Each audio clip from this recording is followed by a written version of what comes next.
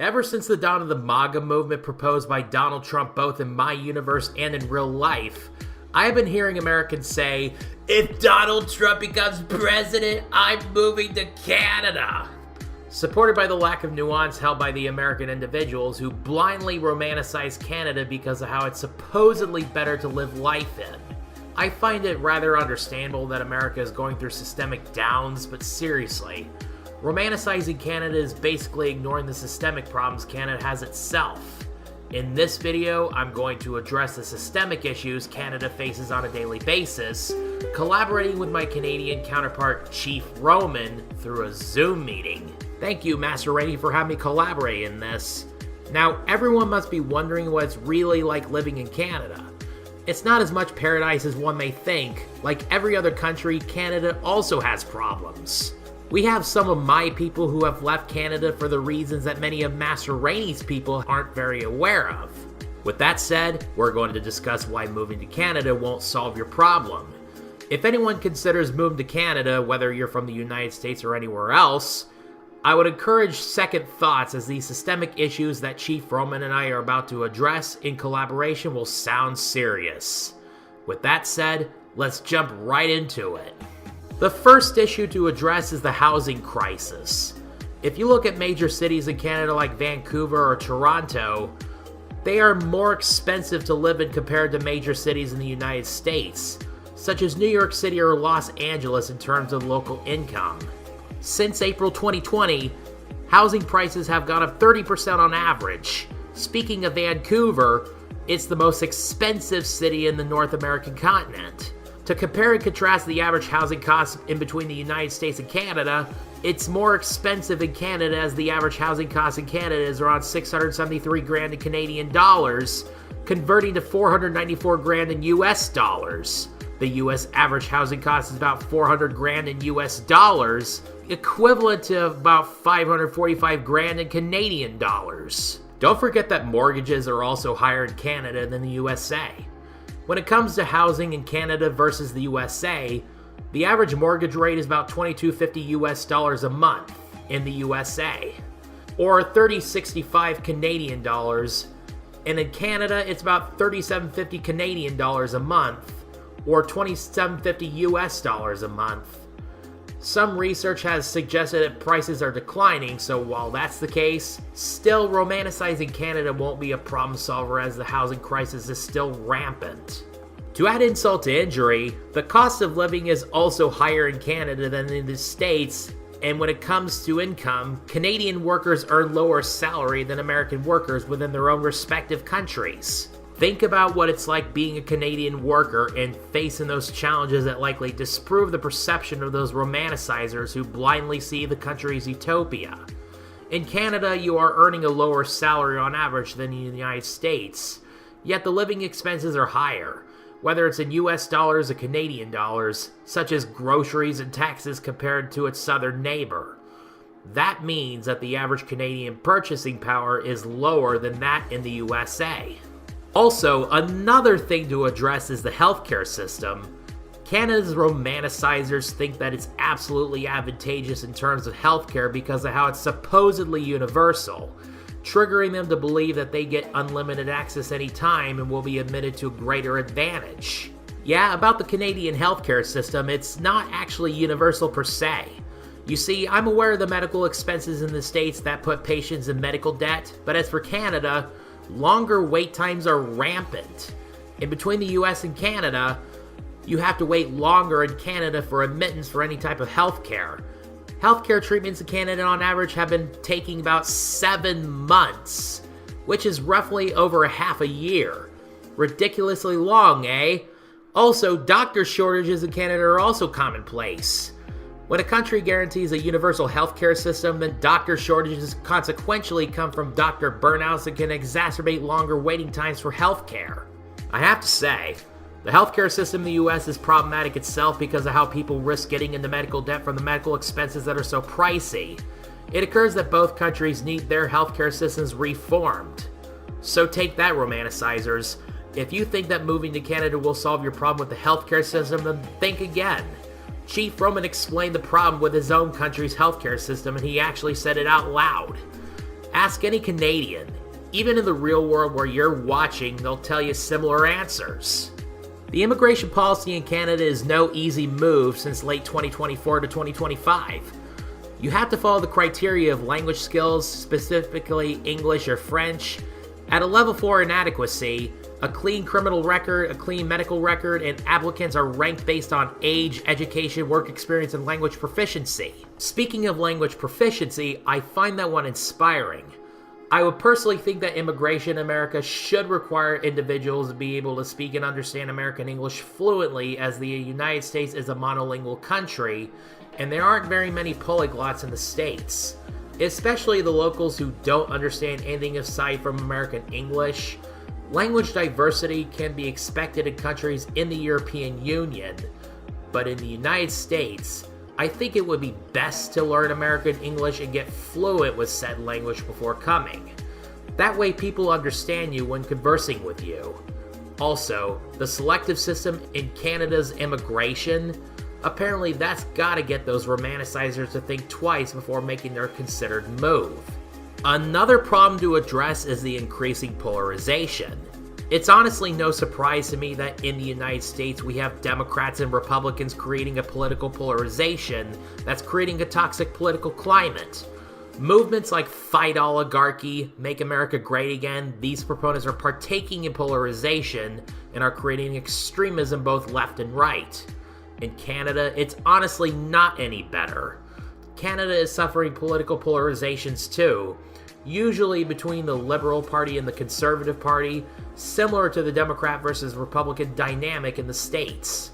Research comes to show that divisive rhetoric and propaganda from each side is commonplace in both these nations in North America. If anyone thought that moving to Canada will solve the problems with polarization, think again.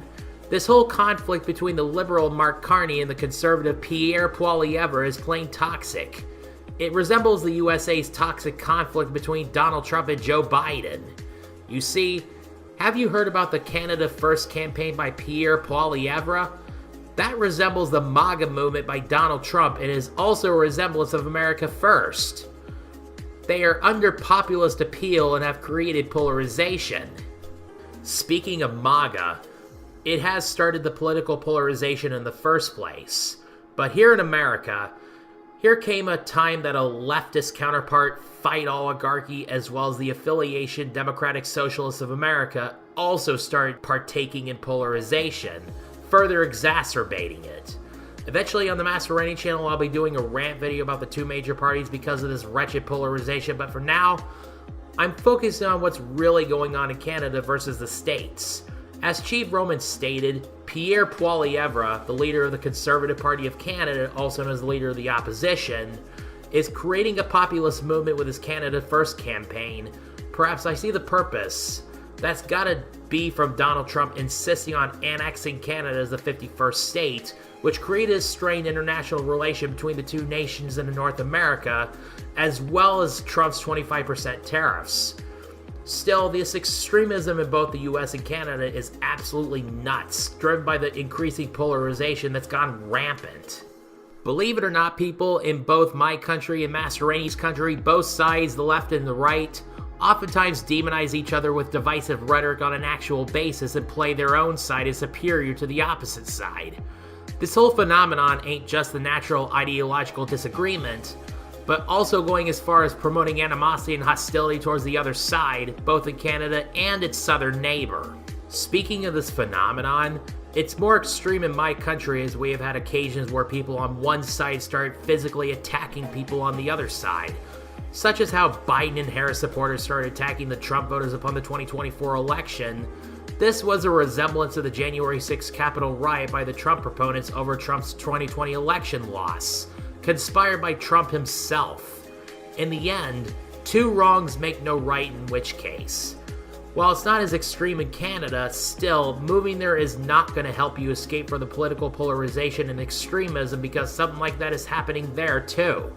Anyways, I think that this is a wrap up of this video. As you can see, this collaboration with Chief Roman was worth my time, and honestly, I hope that this taught a lesson to the Americans who are romanticizing Canada, assuming they are watching this video while ignoring the systemic issues.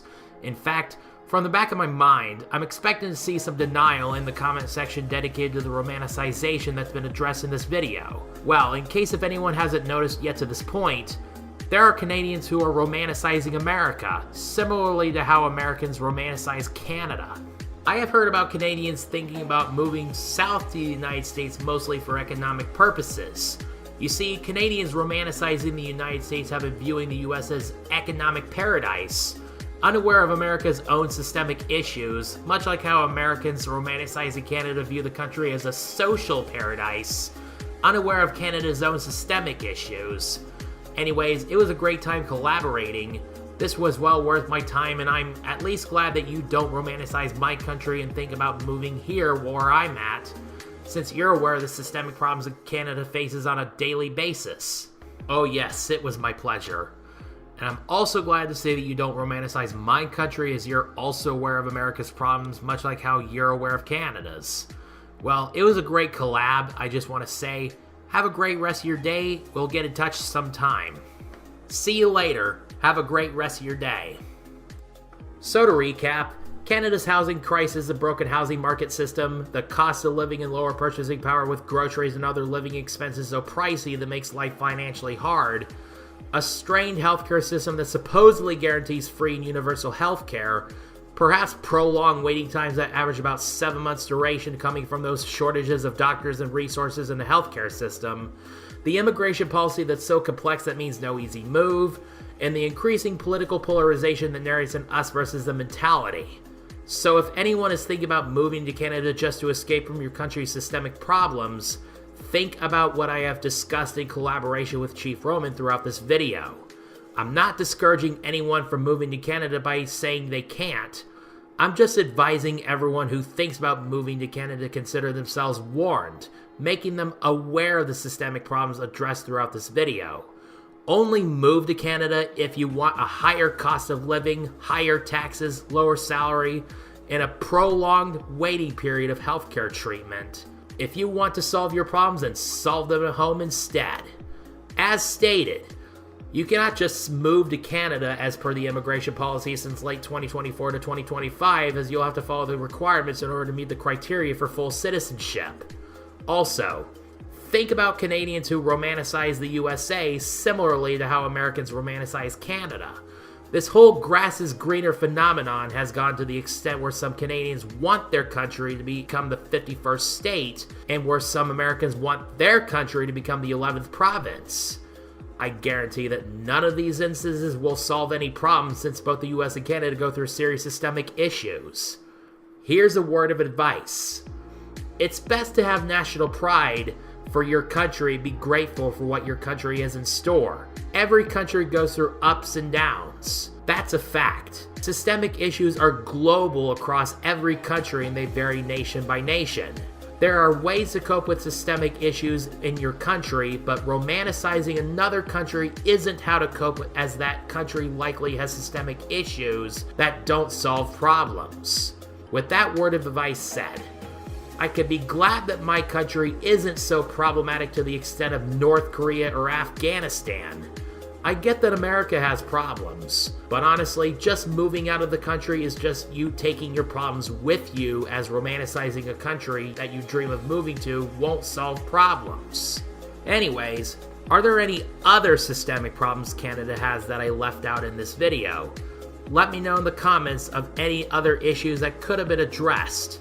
Also, to become part of the notification squad and for the notification of the 94th video of the Master Raney channel, be sure to subscribe and ring the bell.